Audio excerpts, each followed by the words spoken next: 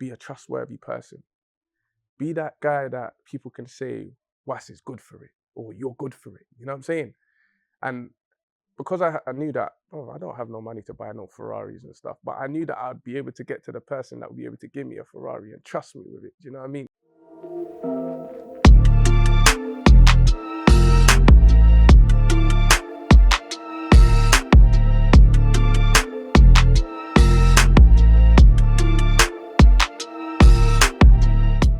Welcome to another episode of Recipe to Success. Another hugely special one that we're shooting today, one that I've been trying to make happen for a while. He's a hard man to get a hold of, but we're here. Wes, how's it going? I'm good, my brother. It's a pleasure to have you, my brother. Pleasure to be here, bro. It's a bit weird because obviously we spent a lot of time off camera. Yeah. So now on camera, it's a slightly different dynamic. Yeah. But one of the reasons why I wanted to get you on was because I know you very well spoken, very credible individual. And you just have a lot of wisdom and value to give. And that's what this podcast is all about. So why don't we start off by giving an introduction of Prince Wasim, for those that don't know. So for those that don't know Prince Wasim, first and foremost, I like to start off by just saying I'm a soul, that just navigating through this journey of life through the lens of a young black Muslim. And then everything else comes after. So then I'm an entrepreneur.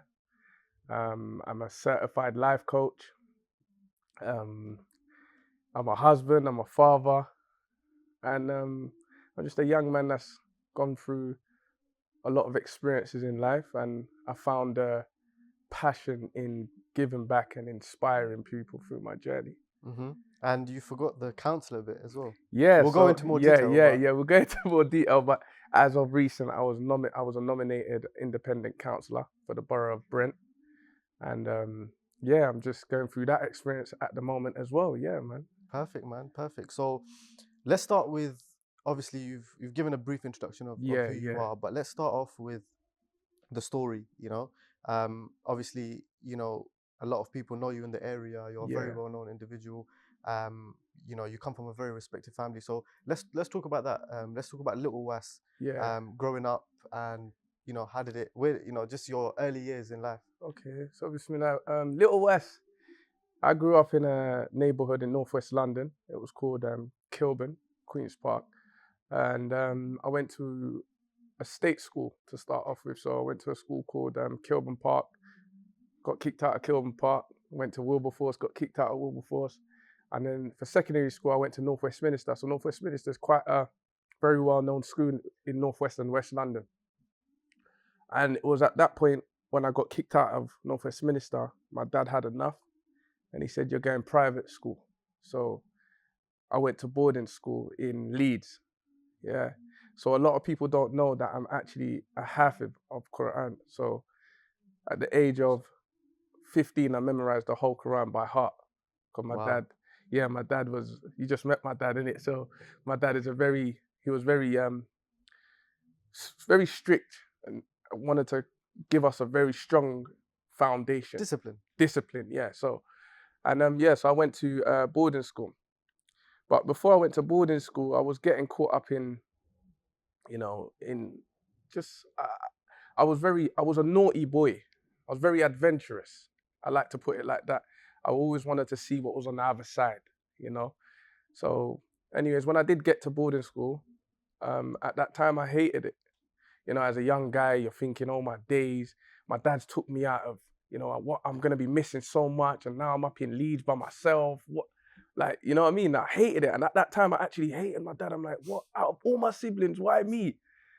So 2 years gone by, alhamdulillah, I memorized the Quran. I came out of boarding school, and unfortunately, I got back into mischievous ways. Amazing way you put it. Mischievous ways, thinking that the grass was greener. Like I missed out so much, and trying to catch up with, things, and thinking that I missed out. And because of that, it led me down a road where, alhamdulillah, I can happily say I never sold drugs or anything like that. Like I said, I was very adventurous. So from a young boy, I had this entrepreneurial spirit. So as we've just shown you, I've shown you my mum's shops and stuff.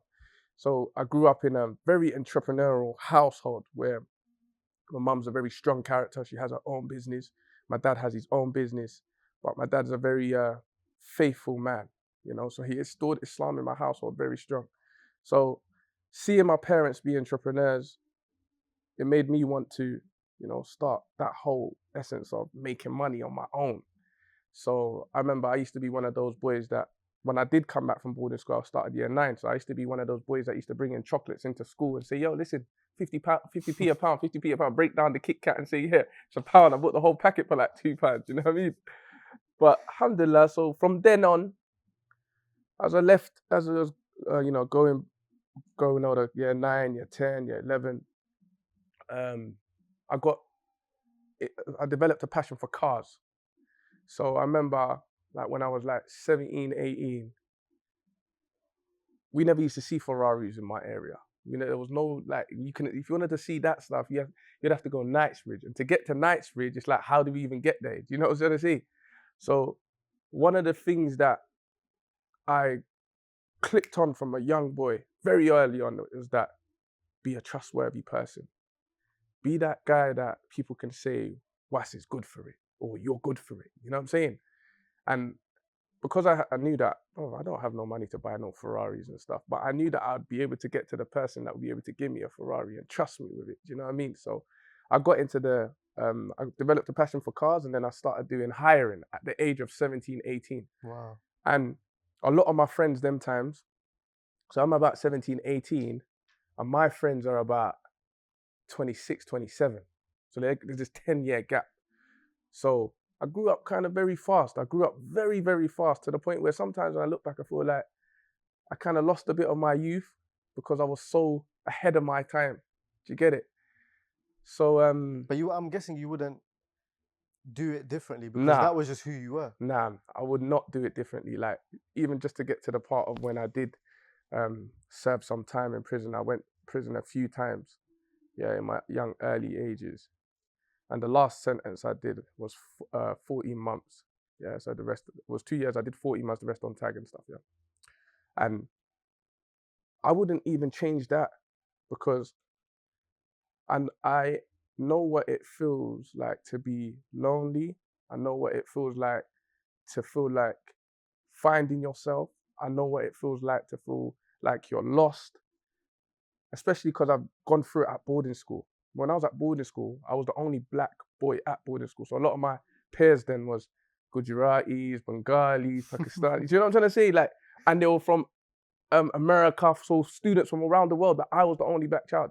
So I faced a lot of racism them times. So going back to my point, I know what it feels like to feel like you're depressed, your face is on the ground, and having to come back and be that power for yourself. Do you know what I'm trying to say? So I wouldn't even change that because in that moment is when I actually found my power and who I was. Do you get me? So at that age, when you had finished boarding school and you came back, did you have that support from your parents as well to follow that entrepreneurial path, or was it they actually didn't want you to go down that path? So I've always had this support from my parents, mainly from like my mother, because my mum's the only person that knows who I am. Even till this day that I'm married and that, sorry babe, but you know, like even till this day, my mum's the only person that knows who Unconditional I am. love. Unconditional, completely different. So she's always supported me in no matter what my plans that I had. Do you get it? Her main concern was, listen, whatever you're doing, just make sure your money's halal. Make sure your money is halal. Make sure you're not bringing no money that's haram into this household. Do you get what I'm trying to say? So she's always been that support for me, yeah. Especially when I went on to uni and I studied international business, finance and economics in university. And like, mainly I did that for, obviously, I come from an African background. So they hold that as some sort of, you know what I'm trying to say? Even though it means nothing to me now, because that's not the route that I took. But even though there was times in that time when I didn't want to go and do it, she still supported me, you know? And when I came out, just to move back onto that point, when I came out of prison, I developed this brand called Milk Sheikh. So when I was inside. That was as soon as you came out. Yeah. That was as soon as I came out. I actually created that plan inside. Wow. They say prison can make or break you, innit? 100%. For some people, I mean, I think generally people focus more on the negative stories. Yeah. But there are a lot of examples where people go to jail.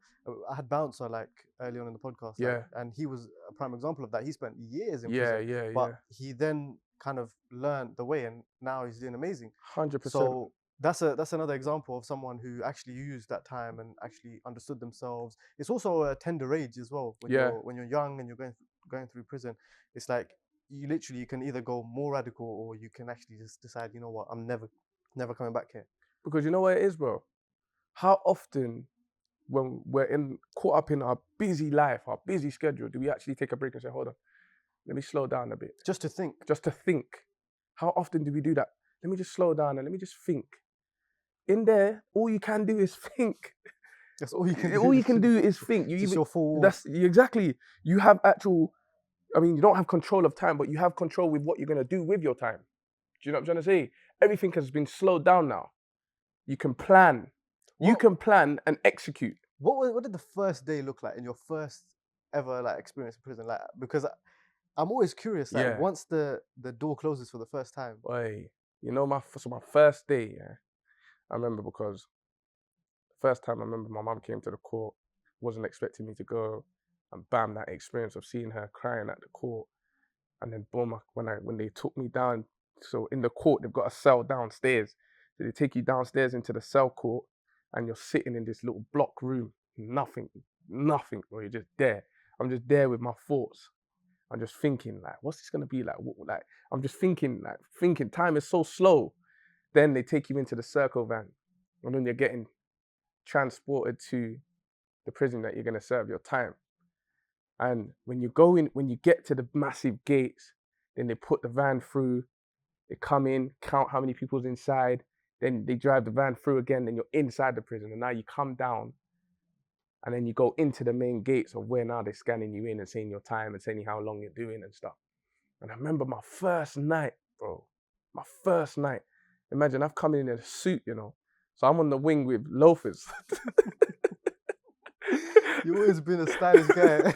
Oh yeah, I'm on the wing with loafers. I'm looking funny, bro, with loafers. Oh man, there's some people that came prepared. There's some people that had duffel bags with tracksuits or wore tracksuits underneath their shirts. So these people, they're prepared. They're experts in this prison. I just come with my loafers, and then I went into a room, and in that room was an old man, and he was sleeping on the top bunk, and I was on the bottom bunk. So they said, "Yeah, this is your cell." Boom, boom, bang, shut the door, bang. Damn, I'm thinking, oh my days, who's this guy? Am I gonna get into a situation with this guy? Is this guy clean? So I started observing. And my first night, I I didn't even sleep, bro. And every time I knocked out, it's like I was wishing. Yeah, I was waking up thinking, am I really here? Oh my days, am I really here? Am I really here? Am I really here? It didn't hit me until that night I didn't get a phone call. So the next day they gave me some credit and said, all right, cool. And when I called, I was only allowed 2 minutes on the phone. So that experience, it made me going through that experience, it made me stronger. I'm not gonna lie to you. It made me feel like I'm happy I can be alone and not feel alone. That's one of the biggest fears that a lot of people have, whether they admit it or not, is they're not comfortable being by themselves. Yes. So they're constantly going through, okay, how can I keep myself distracted? How can I prevent myself from being alone? But in those situations, you have no choice. You have to just suck it up and get on with it. Yeah. And in that moment is when you really find yourself. In them moments, that's when I found out who I was. Do you get me? Because that's when I started to read more. That's when I started to acknowledge certain habits that I have, try to get rid of certain habits, learn different languages, just using different languages to describe who I am. Just going onto them deeper levels about myself. It was those moments that I found that. And going back to what you said about being alone, bro, when I come out, I used to go Nando's and eat by myself, bro. That's just because I was happy with my own company. Do you know what I'm trying to say? I feel like that's a superpower. Yeah, bro, 100%.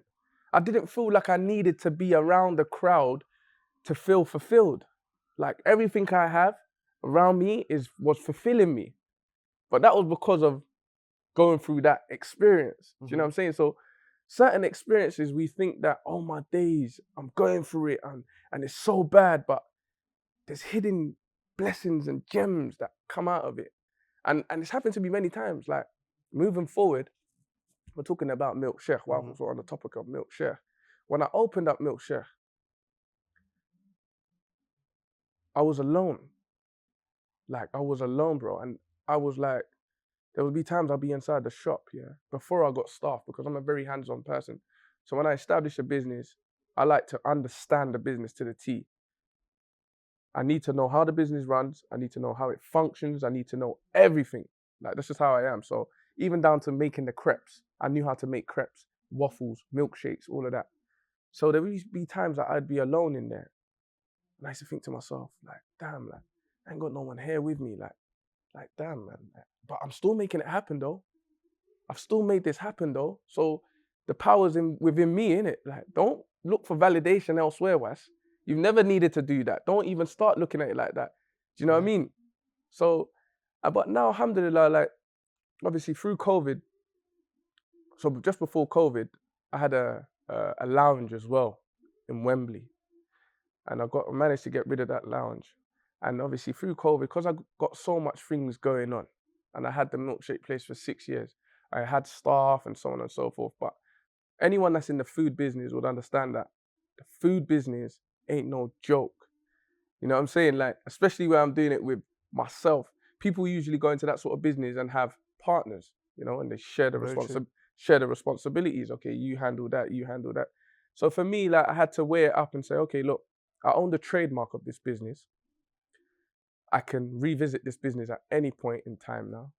Put this on the back burner, Was, for now. You still got the property, you know, and don't get attached to business, bro. Let's talk about that a little bit, because there are a lot of people that get emotionally attached to a business, and they're unable to use their business lens and get out before it's too late. And then the business tanks. And part of that is outside validation. Again, it's what are people going to say? Oh, you're a failure or this. But a great businessman knows when it's time to call it a day. 100%. Even if it's a successful business, sometimes you might think, okay, you know what? I fulfilled what I wanted to feel at this point. Change of lifestyle. Step back. Maybe I'll come back to it, or maybe not. So talk about that. Did you never have that thing in your head where you were like, oh, I don't really care about what people think? You know what? I've never really been a person that seeks validation. I'm not gonna lie to you, but obviously, as we're humans, we naturally like to feel appreciated. We naturally like to be acknowledged. Like we're humans, innit? So when we're doing great, even though our intentions might not be, oh, I need that clout, but to hear like, Humza, you're doing great, you know, carry on. It's a good feeling, isn't it? So when we're talking about that, it was lovely hearing that. But in terms of business, for me, it was never about, oh, Was, he's doing this now. Oh my days, if shop shuts, like, what's people gonna say? Bro, I do this thing. Do you get what I'm trying to say? I really do this entrepreneur thing. I know how to keep it moving. Like, if it's not working, I got family and kids to feed, bro. Well, we keep it moving. Like, I said that other day, I was talking to my brother and I was saying, and a couple of my other mates, I said, I don't want to go through life only have had experienced one thing. Like, life is about experiencing things. It's about trying this, trying that. If that works, all right, no hard feelings, we keep it moving. Like, there ain't no time to be sitting down and, you know, saying, oh, damn, what they gonna think? What do you mean what they gonna think? Those who care about you is who you need to worry about. The rest don't matter, because the ones who care about you will tell you, all right, cool, how can we, what do you want to do next? How can I assist you? What can I do to get you in a better position? Do you know what I'm trying to say? So early on, I mean, entrepreneurial spirit was very natural to you. Obviously, you grew up in that household, but naturally, you as an individual, you were also, you had that, right? You had that knack of buying and selling and wanting to go into business.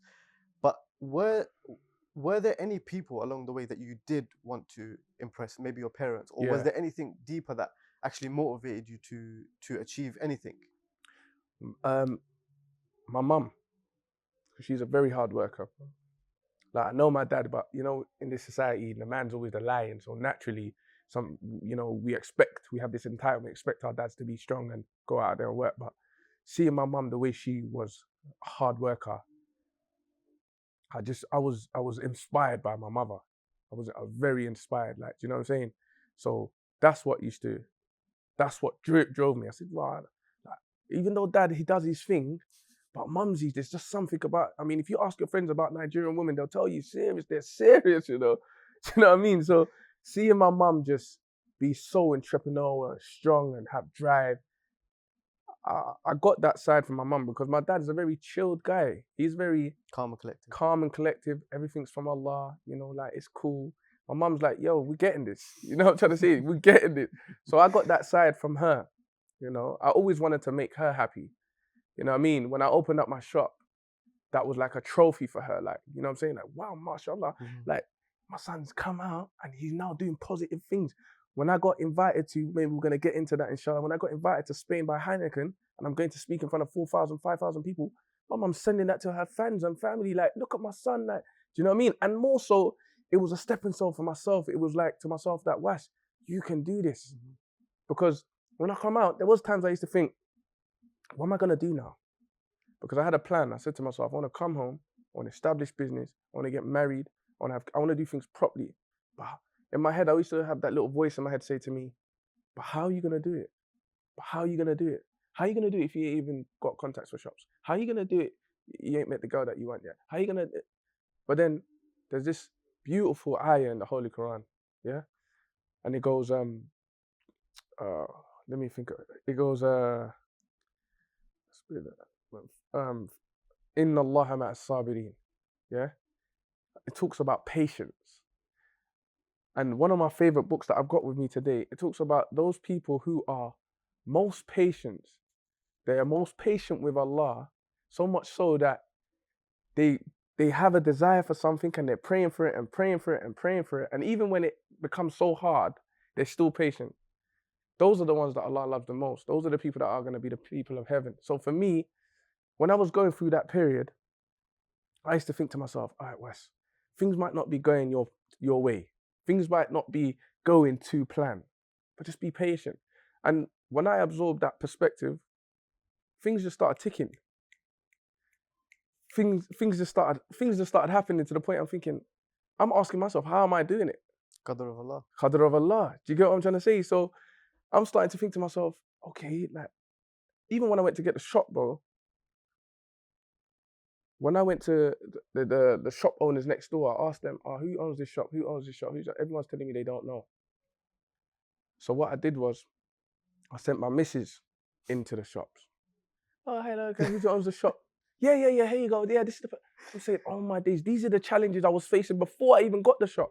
Not knowing when she got the number, he's the guy that owned the whole block. But I was facing a challenge before I even knew it.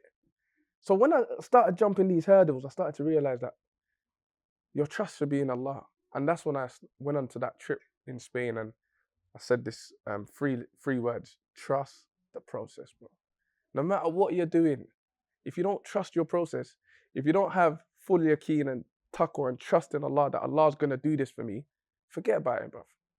Forget about it. Let's talk about the trip to Spain a little bit because, I mean, generally, anyone that knows you knows you're a great talker. You can actually motivate people. You have this thing about you. Some people have it, right? But how did that talent get discovered in the first place? It's mad, bro. I don't even know, bro. That one there, all I know is when I opened up the milkshake shop, the newspapers made an article. It started off in the area. Ex-prisoner 23 opens up milkshake bar to inspire the youth. And this is like what? 2015, 2016 okay, times. Okay. So that just went round mad. ITV, BBC caught onto it. Wow. They came down to the shop. BuzzFeed caught up to it. They came down to the shop. So all of these things started happening. Then all of a sudden, I received an email. I remember this because, alhamdulillah, when my first year of marriage, when I got married, I said I wanted to stay at home because of the challenges I went through as well. But also, I wanted my missus to get close with my family and stuff. And I was stacking. I've just got a business. I just paid X amount of thousands of pounds. I don't need to go and get a house and that. I grow at my own pace. So I remember I came home from my shop one day when I was sitting on the floor. And I'm like, I got an email. I'm looking at the email. I'm saying, huh? Heineken, 3-day trip to Spain. We're inspired by your story. So I'm thinking, what? Nah, this got to be something. This got to be fake. No way. I'm looking at it again like, then it has, there's so many different sponsors. AXA Insurance. I'm saying, nah, man, not me. Like, me. Why me? Like, what? My missus is saying to me, what do you mean, why you? This is what I'm talking about, babe. You don't really realize your potential. I'm saying, what do you mean? Why? How me? So anyways, I reply back. Then we get on the phone. We had a video call. I had a video call with the Heineken family team and all that. I'm thinking to myself, at that time, it was still like, oh, something's going to happen. They're going to pull out on me or something. Long story short, they booked my ticket, paid for my hotel stay. Before I was on it, before I knew it, I was on the way to Spain meeting them. So when I got there, like I said, I've always had this thing in me where I have a passion for making people feel good. I wear my heart on my sleeves, innit? I just have a passion for making sure that whoever comes in my contact, I gotta make sure they leave uplifted, no matter what's going on. So when I got to Spain now and they said, before I went to Spain, I did a preparation. I prepared myself because I said, all right, cool, I'm gonna go there. They've showed me some massive screen. It's a massive auditorium. I said, all right, I'm gonna have a little PowerPoint there. Dad put it up there, what I'm gonna talk about. Well, anyway, so when I got there, it was my time to speak. I shot a video before I went up there. I shot like a video montage of a boy in the area, boom, boom, boom, comes out of jail, then the transition, then he opens up a milkshake shop, like a movie thing. You get me? When I do things, I like to do it properly. You get me? So, alhamdulillah. So when I did that, so they shot that, then they said, they goes, I'd like to welcome Prince Wasim. And I hear like a big roar, like, yeah, and everyone's clapping that. Bro, my heart was like, you get me? I'm thinking, oh my days. As I come out, I'm just seeing thousands of people, bro. And straight away, naturally, I just kicked in. Like, a round of applause for yourself, guys, for coming today. And before I know, I was just, when I came out from that, the amount of contacts again I got from it. And then I said to myself, this is what I want to do for the rest of my life.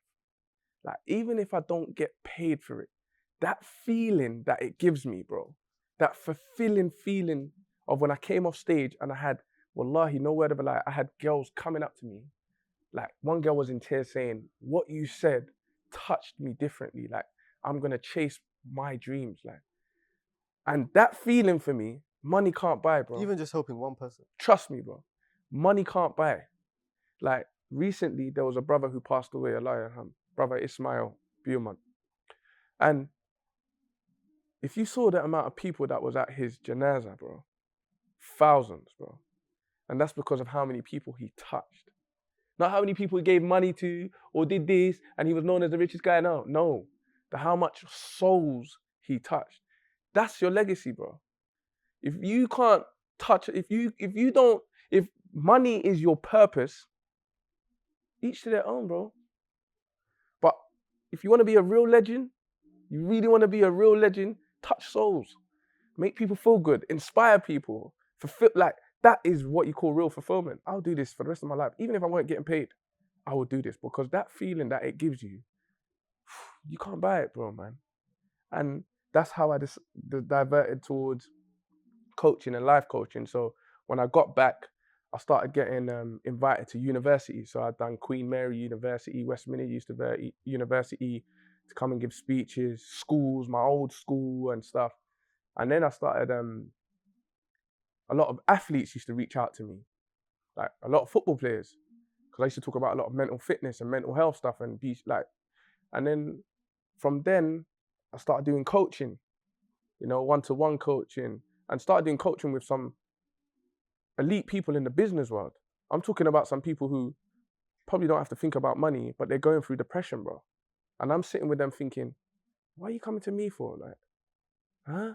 And they're telling me their problems. And then like, alhamdulillah, eventually I started paying and charging for my time, of course. But even just that experience alone of coaching someone who is super well off, it gave me a whole different perspective, bro. It made me solidify my purpose. And then I started having this slogan where I was saying, I'm not driven by money, bro. I'm driven by purpose, bro. When you're driven by purpose, life becomes a whole different arena, bro. Do you know what I mean? When you're driven by anybody can be driven by money, bro. Everyone can be driven by money. And also, money doesn't, like, obviously that's an example where someone had money, but they still needed guidance, they still needed support. And sometimes it's that skill of being able to get through to people and being a good listener. I mean, you've always got very good energy. You know, you have this persona about you, and obviously that's why it was a natural kind of path that you ended up taking. But I think money obviously it just masks sometimes things, and you're still going through them. So that's a prime example of it. No, 100%, bro. So when I started coaching, it gave me more perspective, especially with the type of people that I first started coaching.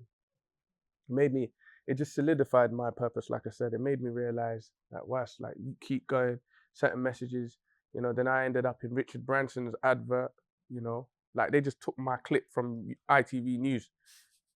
One of the team members hit me up saying, Richard Branson loved your video on ITV News. Do you give us the permission to use it? We're going to pay you to use your video. They paid me to put my video in his advert. I said, yeah, of course. That's building my portfolio. Do you know what I'm saying? I said, no problem. And then recently, I see he was watching my story. I said, right, what's Richard Branson doing in my story? I think I remember that. Like, I'm saying, huh? He's in my story? What's he doing in my story? But it's just making me realize that, Wes, just keep doing what you're doing. Keep it real. Don't shake.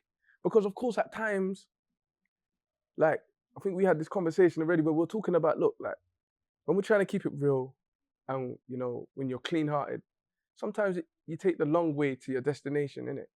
But the difference is you have a more solid foundation, bro.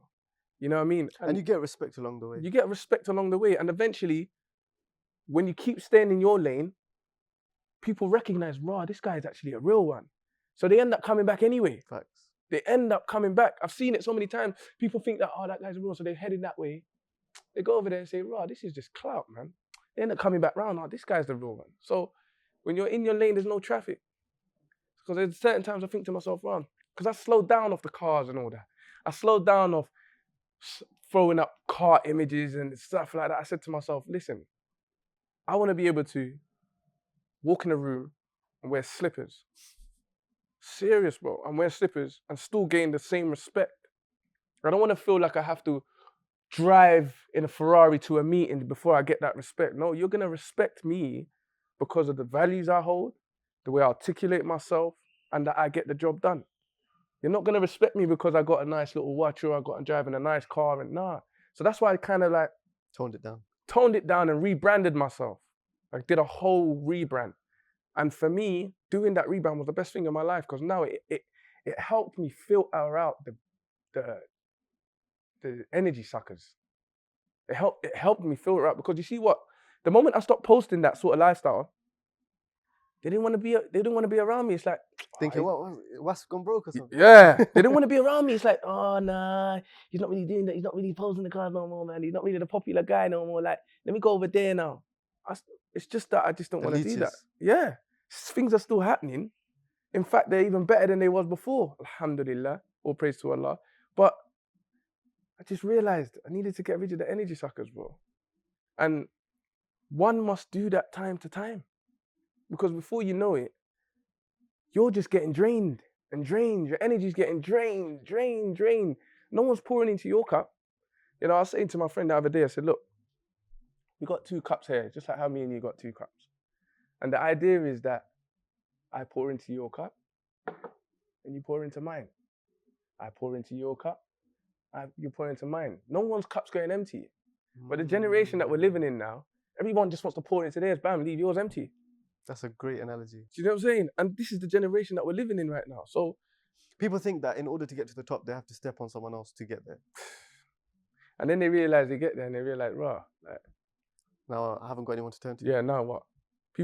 When people say, sometimes I see this quote sometimes, and they say it's lonely at the top. Well, I disagree with that somehow because it's lonely at the top depending on how you got there, bro. Do you know what I'm trying to say? If we get to the top together, it's not lonely, bro. If I've scratched your back, or if you've got to the top and I've helped you along the way and your heart's in the right place, you're saying, you know what, he helped me along the right way, I'm bringing him along with me. It's not lonely, bro.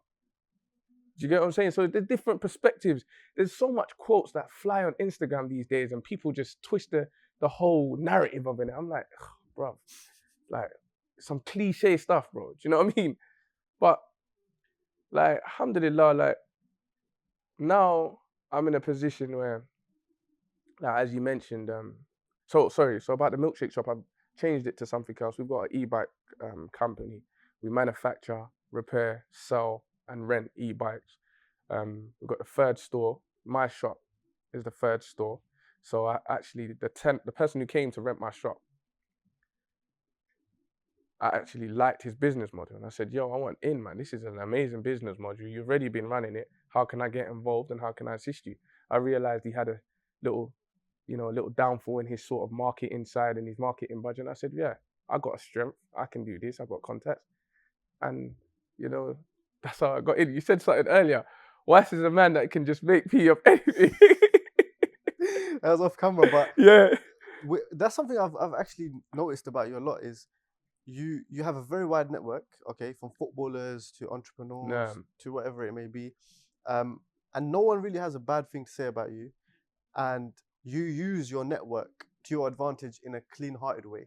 So some people, they make the most of their contacts and do people dirty, but there's always that purpose of giving back. Even with the new space that you've got for hijama and all that kind of stuff, which we'll go into. Again, it's feeding into that purpose of giving back or doing good or helping people, helping people realize their potential and 100%, all that kind of stuff. But sorry, you were saying about network. Yeah, so making money from.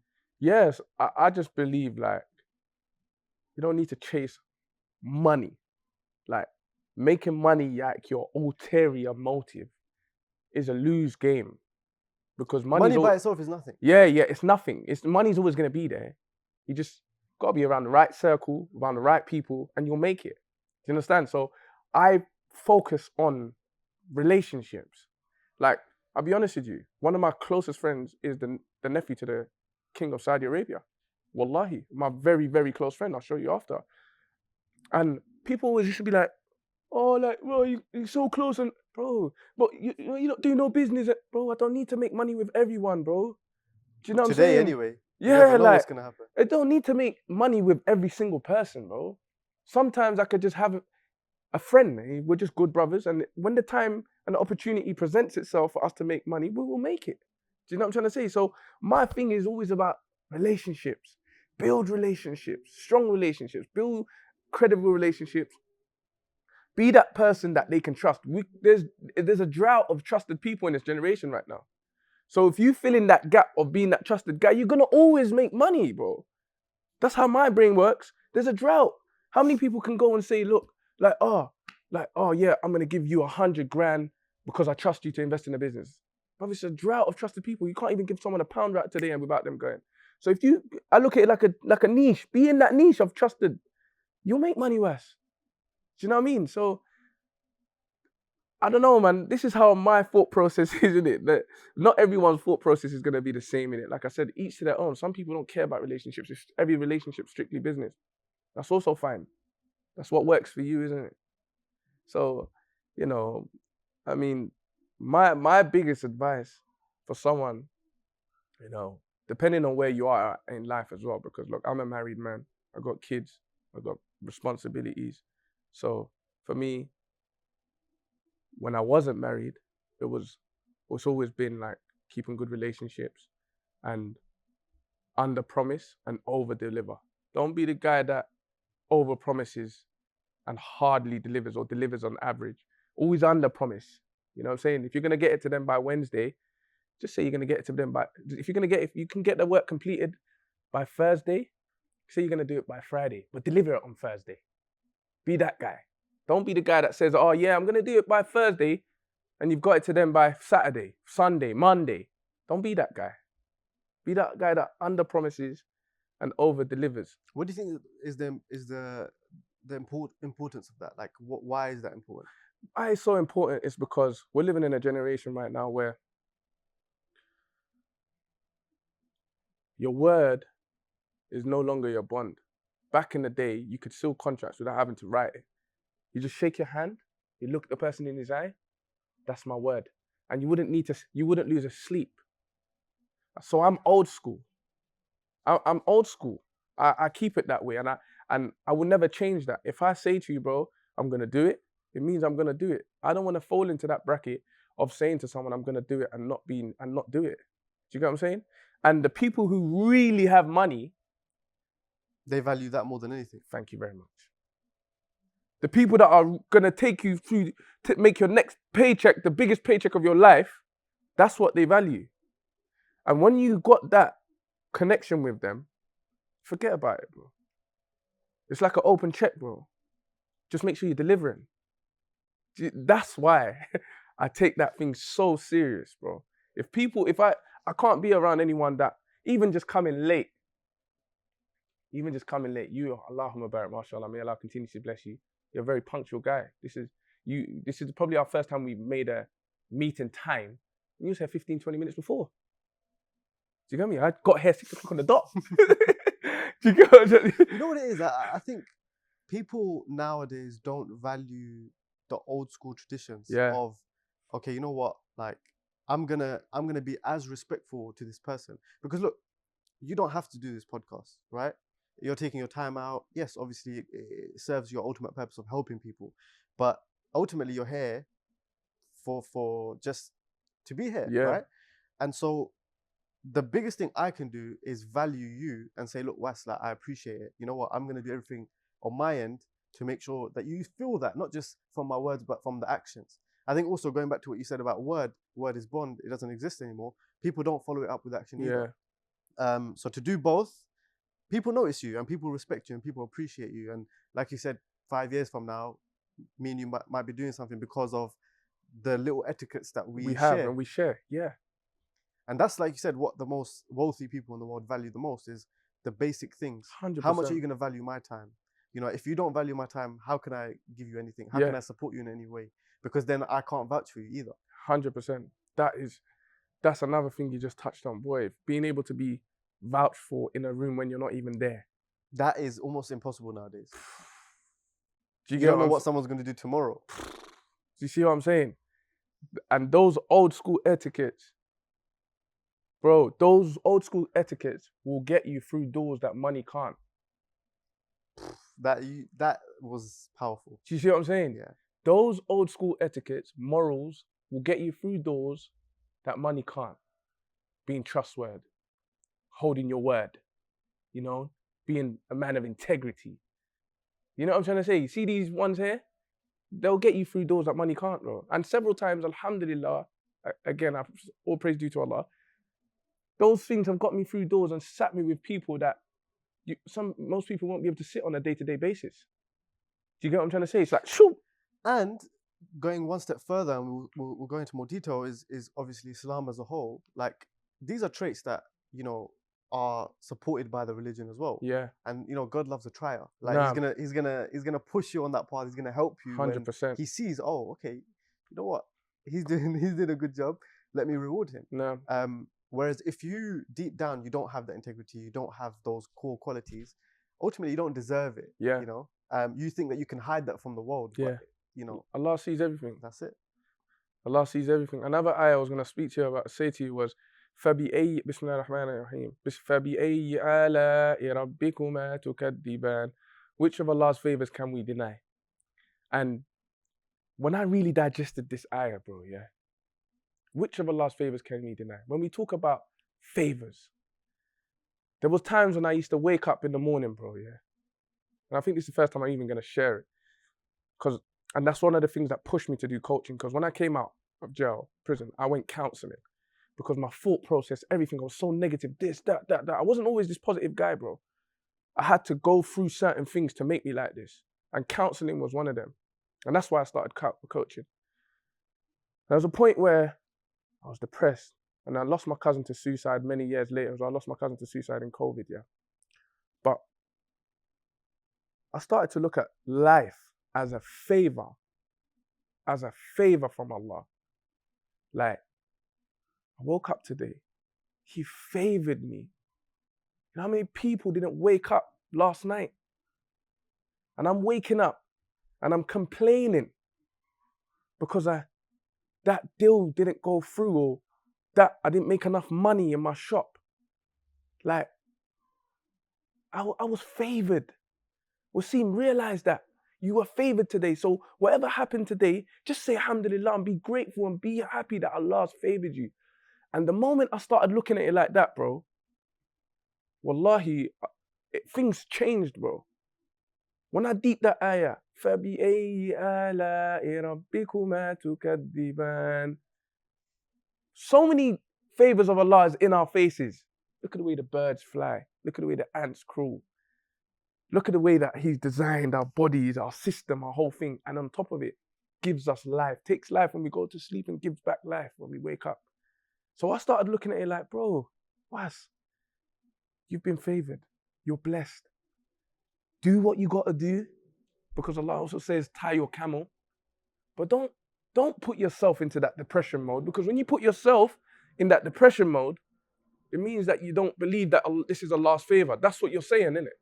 You're saying that I should have control of my life. I should have control. I have control of everything. But you don't. When you're in that depression mode, and that's not to say, look, as us humans, we all got different challenges and we all deal with it differently. But Allah will never burden us with something we can't bear. That's also a famous ayah. So when you're in that mode of shaitan coming to you and telling you you're depressed and you're down and you're this and you're that, and you believe him, because remember, we as us humans, we have the choice to say to ourselves, our negative thoughts, we don't have to believe it.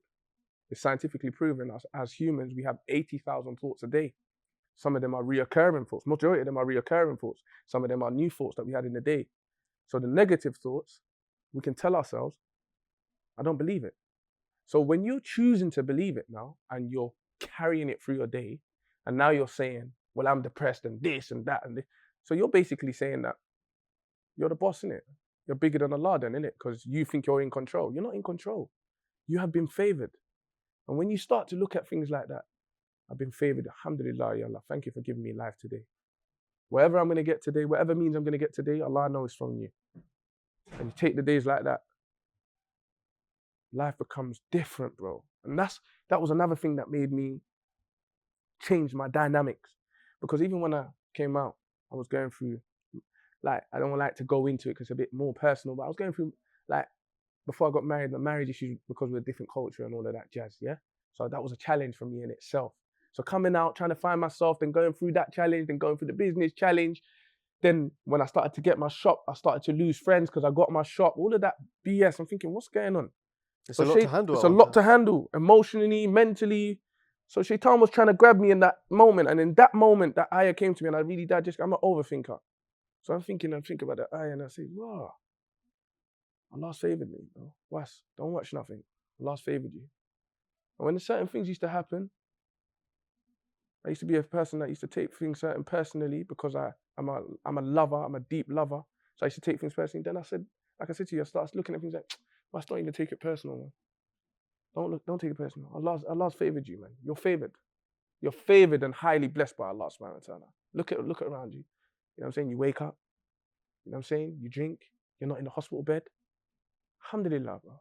And sometimes the beauty of it is us as human beings, when we're going through something in the moment, whether it's good or bad, we take it for what it is in the moment. Yes. But we don't know what's around the corner. Yeah. You know, a deal that you wanted to go through today might not have gone through, but in a year's time, it might be a way better deal that actually serves more to your purpose, that is more for who you are. And sometimes when the deal doesn't go through, Allah is saving you from something, because not all money is good money. We only see what actually happens to us. We don't see what doesn't touch us or what doesn't happen. Sometimes I think about that. We think about, okay, I've experienced this in life and this is what I've gone through. But what about all the things that God protected you from? Yeah. And I say this, boy. My mum's dua has probably navigated a lot of things that should have hit me as a calamity. My mum's duas, you get me? Allah saying, all right, let me just let that one slide. You get me? Because It's mad. It's mad you think like that. Allahumma barik, bro. Because I do think like that as well, bro. You know, some people probably thinking, what's this guy thinking about like that, bro? Like, what? But it's good to think like that. Do you know what I mean? But alhamdulillah, moving forward, I mean, we're in a community center which has been established by my dad, and recently I've taken the torch, alhamdulillah, and I've turned it into a community and well-being center. So we're going to be launching very soon, and because of the fact that, you know, I was a nominated independent counsellor, alhamdulillah, started to use leverage, you get what I'm trying to say, and secure funding to enable us to carry on the amazing work that my dad has started and something that I developed a passion over years. So we're going to be having a lot of, like the little space that I showed you in the front, we're going to be doing a lot of coaching sessions one-to-one there. We're going to be having the hijama, physiotherapy going on there. In this space here, this is a massive space here. We're going to have, this flooring's going to get changed again. We're going to have like yoga going on here for sisters, you know, for Muslim sisters that are covered up and they don't have nowhere to go in this local community. There's going to be things going on here.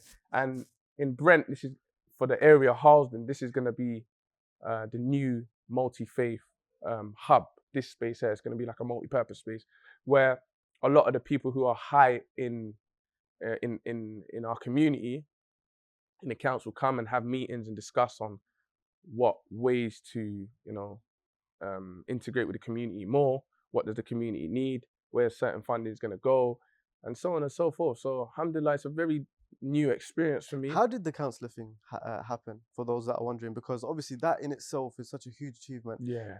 You know, your dad and your mum have obviously built such a great foundation, and they've done so much. Especially your dad has done a lot for the community and things like that. Yeah. And that was, you know, passed on to you as a trustee. Yeah. But how did the whole Brent Council thing happen? So basically, I got a call from my dad saying to come because we need to have a meeting regarding something. I'm saying, oh, what is it about that? He said, come, you need to come down. So when I came, I saw a letter that I'd been nominated by people in the borough to become a counsellor, independent counsellor. So there was a team of people that wanted an independent counsellor, and they put my name down. They're asking me, do I want to sign a nominee? So I'm like, huh? I want to sign a nominee? So this was like 4 weeks before. So yeah, 4 weeks before for me to sign the nominee was a week before, but there was only 4 weeks left for people to vote. So I was last minute. So anyways, I said, what, me? Nah. And everyone was like, what do you mean not you? You're the only person that can go up for this. What do you mean not you? You need to sign that. So anyways, long story short, I signed it and then started campaigning. Mursal, behind the cam right now, my brother, big up Mursal. He shot an epic campaign video for me, drone shots and all sorts. That video went everywhere. So anyways, the campaigning, we distributed about 25,000 leaflets to every house in this ward. And it was a beautiful experience. So I was going up against people like the likes of Labour and stuff like that.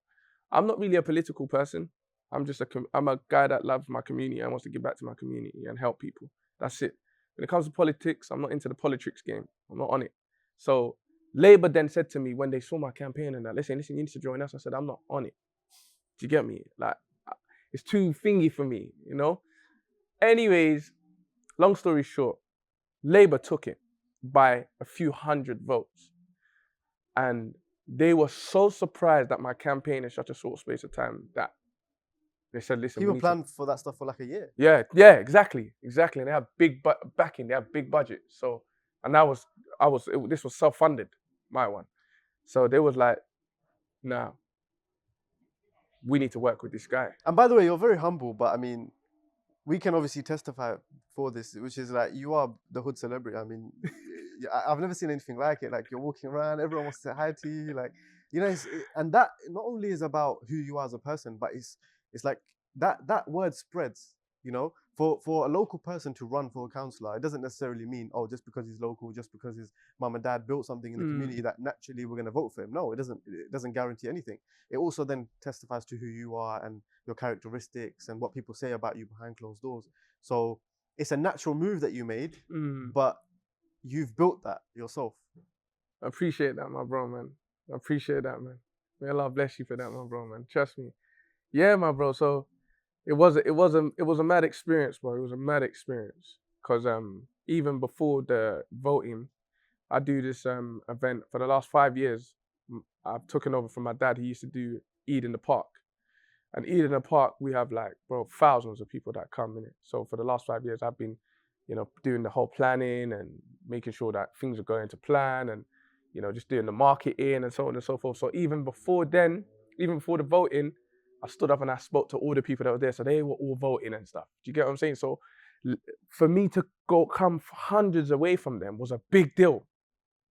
It was like, what? You're gonna go again next year? So local councils every 3 years. Oh yes. Yeah. So Okay. we'll see if Allah wills. Then you know what I mean. I did say I wasn't gonna do it. Like if I got nominated, nah, I'm not doing it. And then people were like, are you mad?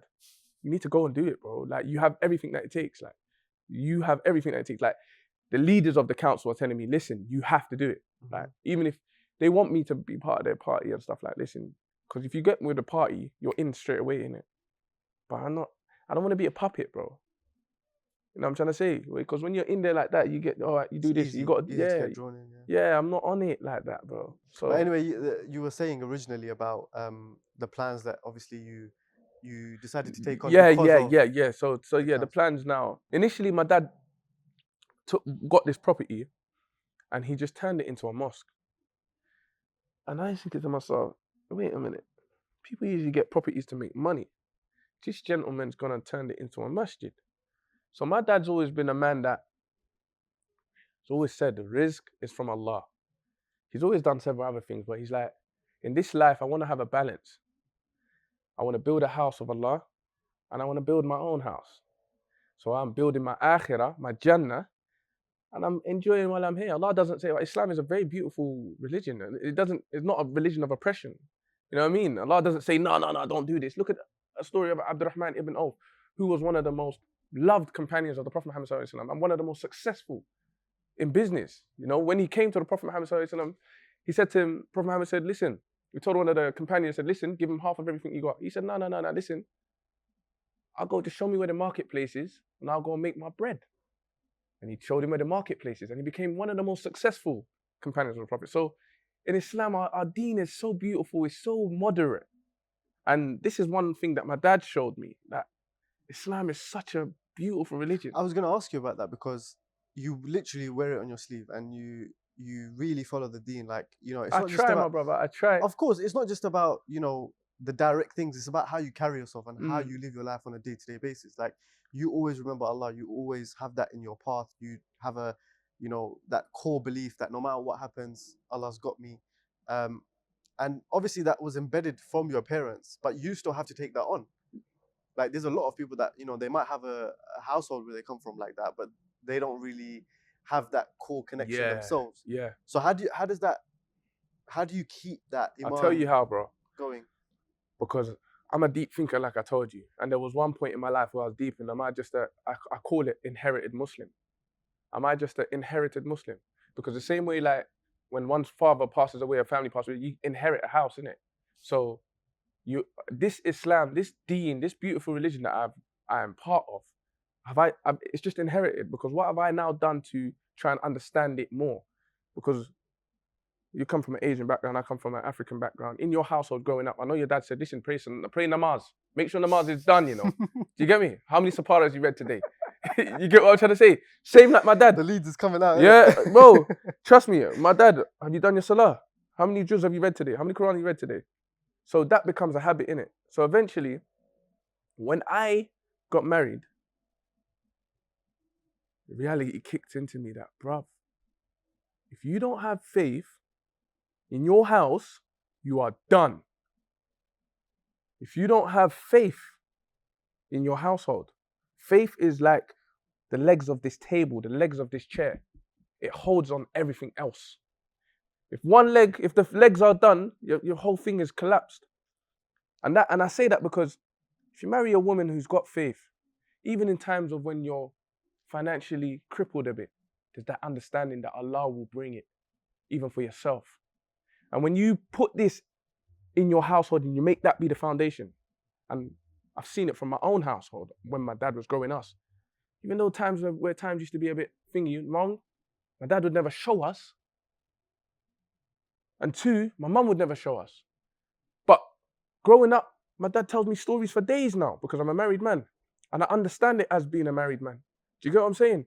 So I've seen the effects of what it's done for me, how it's kept my household when I was young with my dad.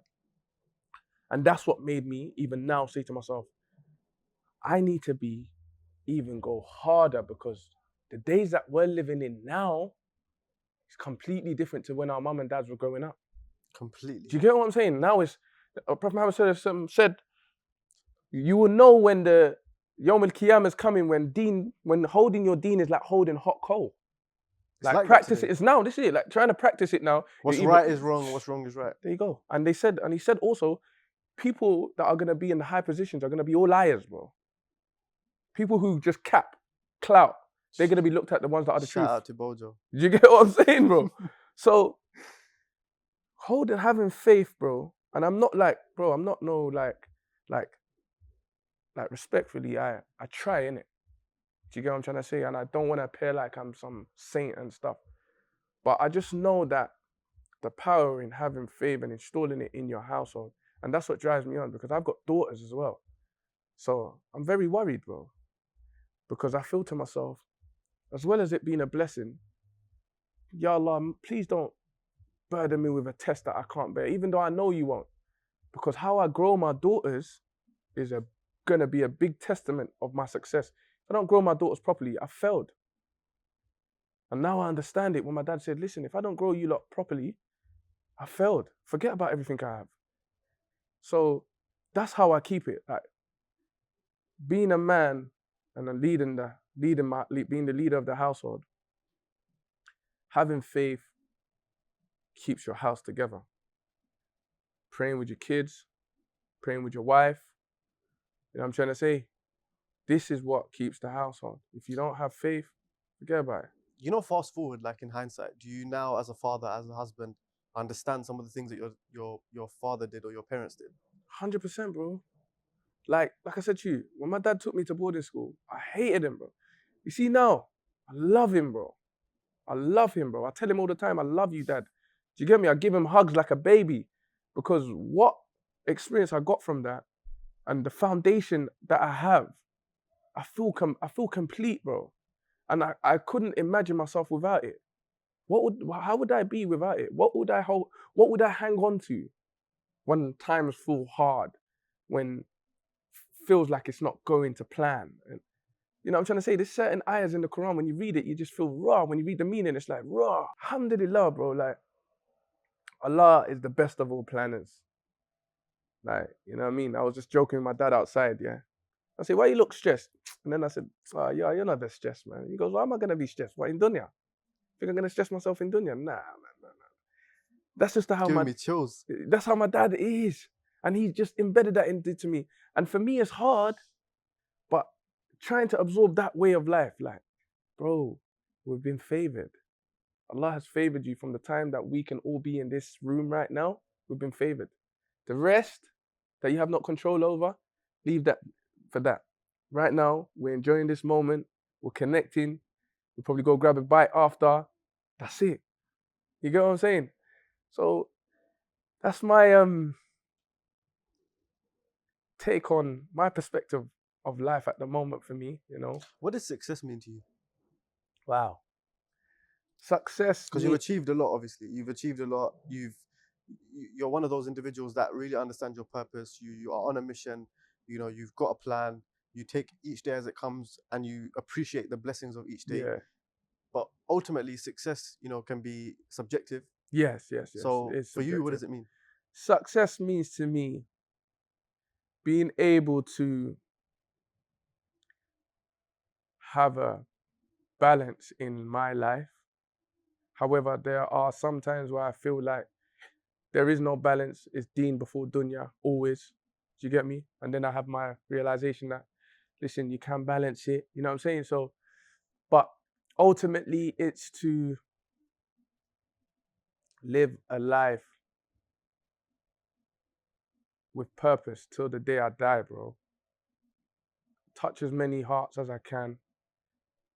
Make some money. And you know, like it's like I'm trying to put it all together, like, because I'm not trying to miss out the fact that it's the purpose, the journey of making money. I enjoy the process. That's my thing. I enjoy the process of making something into nothing. You know what I'm saying? So that side of things is a successful thing. But ultimately, as a whole, is to live a life with purpose, fully, bro, fully committed with a purpose. You know, and that's my definition of success, man. I feel like without faith, without connecting with people like ourselves, without having deep, meaningful conversations, but it's life, bro. Life's not just about waking up, making money, going to sleep, bro. I was talking to my friend the other day, and these people that they go to university and they dream about this job, whatever it is, and this job, they say it's 100 grand a year. Let's say. So when you take the tax from that, do you know how much they're getting monthly? 5-6 grand. Do you see what I'm saying? Maybe even less than that, bro. So you're busting your ass your whole life just to do that, bro. I'd rather have a bit of less and still have a life outside of money. Do you get what I'm saying? So I think also, like, when you go into business, you understand that the line between success and failure is so thin. And there's going to be moments where you're broke, you're fully invested. Yeah. You've just made an investment, or, you know, something's happening, or maybe it's not going the way you want it to this month. But I think you appreciate that in the process, that you're going to take wins, you're going to take losses. But really, I'm just on this journey. Yeah. And I think rather sometimes people that go down the path of getting a job, it's more about, okay, that 100,000 pound salary, Yeah. and they get lost in that, and obviously they don't really understand, okay, what is life all about, like, Yeah. what ultimately, because a lot of people do get stuck in those positions. They work till they're 65, and, you know, they retire, and that's their life gone. Their life, majority of their life was spent working, which is fine for the most part. I Yeah. mean, some people have that path, some people have this path, but that in itself, I think sometimes for entrepreneurs is scary, that, you know, I'm just going to be stuck in one place. Rather, I think entrepreneurs often, the money is more of a destination so that they can fulfill their purpose further. No, 100%. Powerful, bro. And I think that's where obviously your whole thing ties together. 100%, bro. Like, if there's an opportunity tomorrow, I'll see how I can, you know, contribute towards it. Bro, I'm not like limiting to myself to this and that. Nah, mate. Like, you know, there's so many things that I've done that I've even forgot that I've done. It's just about going through that experience, meeting people, enjoying the moments at the same time. You know, like I said to you before, I never really celebrated myself. Never really celebrated myself. So when you say things like, I really appreciate it, bro. Like, I make dua for you, bro. Because, bro, I never really celebrated myself in times where I should have. You know what? I'm one of those people that, you know, I've sat down with, we were speaking about this off camera, I've sat down with over 52 people. You're my 53rd episode, right? And I started the podcast, like, it was all about giving back, and ultimately, you know, giving the youth today, like, that are growing up now, the opportunity to have lessons, to be able to learn. Because, you know, there's a lot of bullshit on the internet. Like, there's a lot of misguided information. You know, growing up in our time, it was more, we didn't have access to the information. Now there's too much information. So how do you filter that down? You get more credible people. And for me, it's never been about, okay, followers or this or that. It's, okay, this person that I want to sit down with, I want to be proud of that catalog 20 years from now and say, you know what, we had a meaningful conversation, and that has helped X amount of people, even if it only helped one person, really, really, truly, like going back to your public speaking. And so that kind of process taught me that, look, no matter what happens in life, you're gonna have moments where, you know, you're upset or you're down, or business is going well or business is going bad. But ultimately, you have to feed into that process, because what you give back is what you leave in this world. 100%. And that's it. And also, going back to what you said about, you know, not taking it lightly, what I'm saying, and obviously appreciating what I'm saying, it's giving people their flowers today. Not when it's too late. Yeah, 100%. Because there's too much hate in the world, bro. Like, people don't want to say it how it is. They don't want to take a moment to say, Was, I'm proud of you, brother. No matter what you're doing, you've got a purpose. You stick to that. you know, that is more valuable than £1 million. No, 100%. And so if you don't take these opportunities to actually say, and a podcast is a beautiful setting for it, because Yeah. you're away from the noise, you can actually have a genuine conversation. So yeah, man, I'm just trying to give you your flowers today. But I want to ask you a deep question, Yeah, okay? my bro. Because we can probably go for 3-4 hours. Come on, man. Definitely Come on, have to let's do a go. part Get two. it. Bring it. But Bring I'm it. going to give you one meaningful question. I want you to really think about it. No. You spoke about your daughters Yeah. and how important they are and how it's going to be one of the biggest tests you've ever had. Inshallah, YouTube's going to be here 20, 30, 40 years from now. So I want you to speak directly to them and give them a message to their future self. Give a message to them and to their future self. Yo, that's a deep one, you know. That's a deep one, bro. That's a deep one. So our message to my beautiful daughters would be... Look at the camera. Speak to them directly. So my message to my beautiful daughters would be, have faith, you know,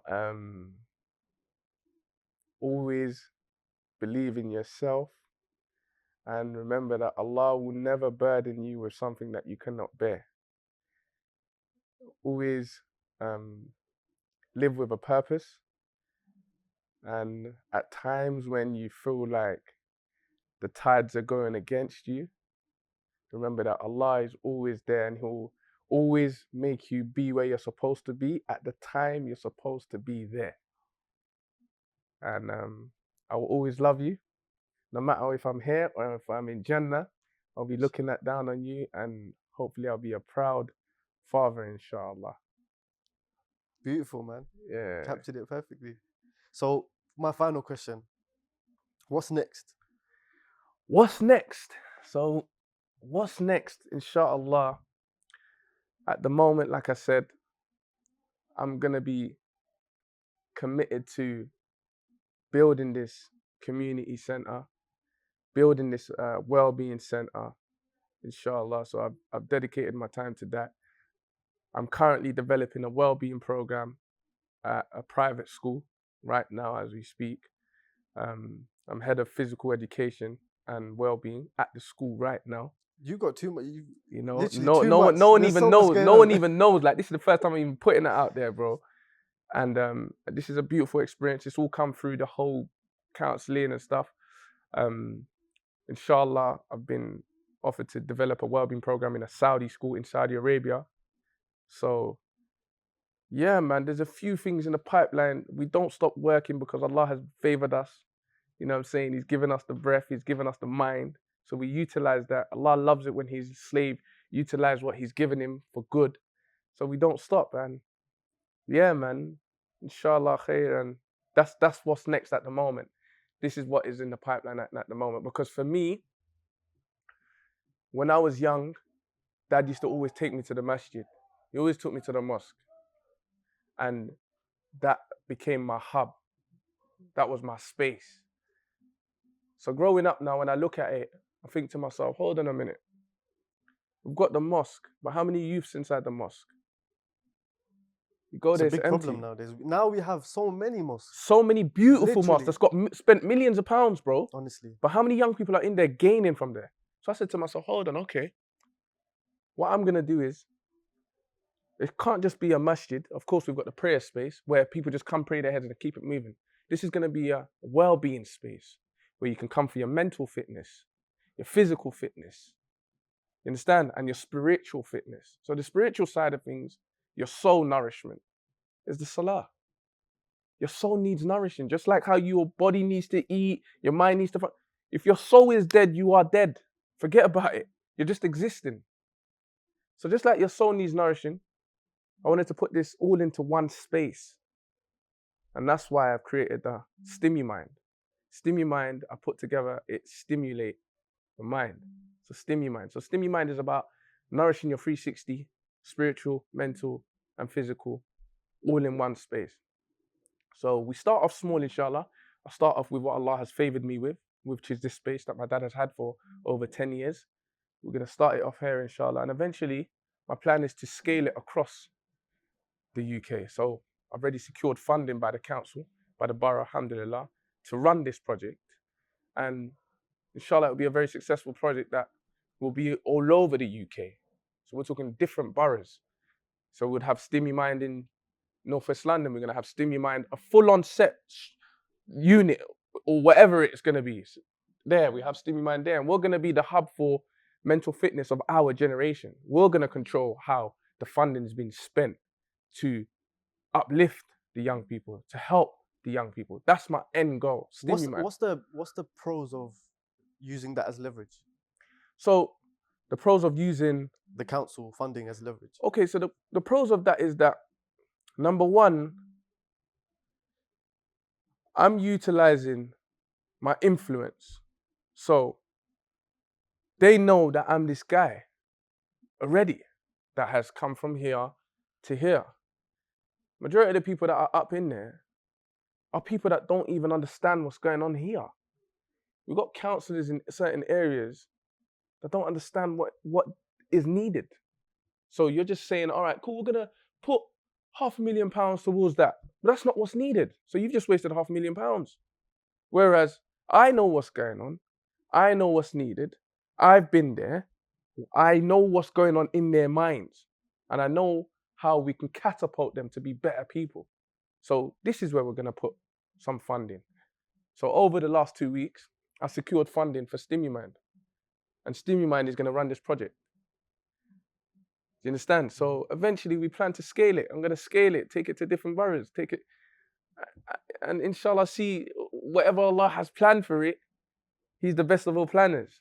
But right now I'm just focused on where I can see and just tighten my camel, inshallah. Perfect. So literally I can keep going. I mean, we're definitely going to do a part 2. Yeah, definitely, yeah, 100. Where should we do part 2? In Dubai somewhere? Maybe. Morocco Yeah, or something. let's do it, man. Yeah, come. If you guys want to see that, let us know. Yeah, let us know.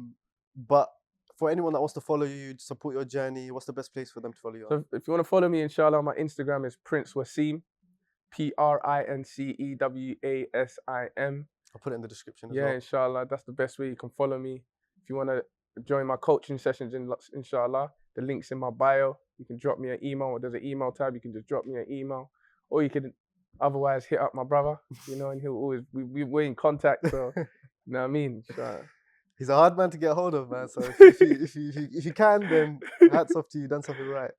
But bro, pleasure. Honestly, man, it's a pleasure, man. Thank you for coming to my space. And any final messages for everyone that's watched to the end? Yeah, I hope I managed to give you guys a little bit of gems. I hope that I managed to touch your souls and your hearts, and whatever's going on in your life right now, just remember that Allah will make you be where you're supposed to be at the time you're supposed to be there.